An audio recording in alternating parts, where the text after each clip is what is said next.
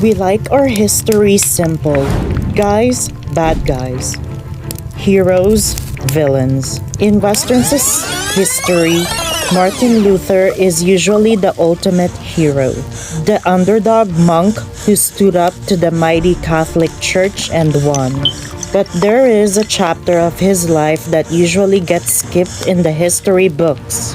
A chapter where the champion of the people sided with the oppressors and signed the death warrant for 100,000 of his own followers. Today, we are looking at the dark psychology of the Reformation. How a man preaching freedom turned into a man preaching slaughter. To understand the betrayal, you have to understand the anger. In the early 1500s, the German peasantry was at a breaking point. They were being crushed by the nobility, but also by the church. They resented paying heavy church taxes that were just being sent straight to Rome. The church was selling indulgences, basically letting rich people buy their way out of purgatory. If you were poor, you were out of luck. Then comes Martin Luther. He drops a psychological bomb on Europe. He argues that the Pope has no real power over your soul. He claimed that a person's conscience and the Bible outweighed the authority of the Pope. The peasants heard Luther's words and they interpreted them differently. Luther meant spiritual freedom. The peasants heard political freedom. They thought, wait, if the Pope isn't in charge, why do we have to listen to these corrupt landlords? In 1524, the powder keg exploded. Peasants in southern Germany launched an armed rebellion against the nobility and the church. And here is the tragic part. They did it in Luther's name. They truly believed he was their general. They were applying his logic that the Bible is the only true guide to their real lives. Now, Luther faces a choice, a true test of character. Does he stand with the poor people who were inspired by his words?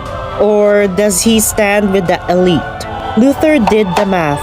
He knew he couldn't survive without the protection of the German princess. If the princes turned on him, the Catholic Church would burn him at the stake. So he made his move. He didn't just disagree with the revolt, he wrote a vicious tract against them.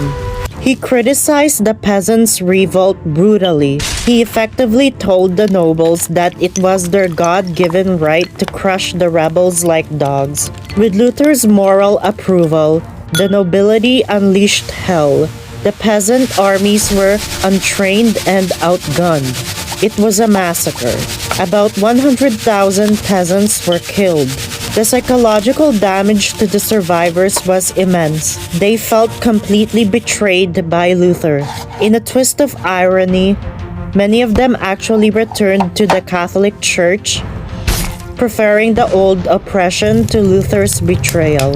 In the end, Luther got what he wanted.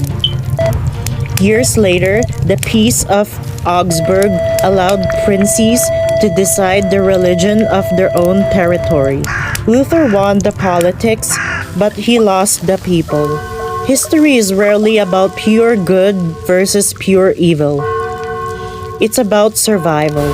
Martin Luther changed the world, but he wasn't a friend to the common man. He was a revolutionary, but only when it suited his specific theological goals. What do you think? Was this political survival or hypocrisy? Let me know in the comments. And don't forget to like and subscribe for more deep dives into the dark side of history.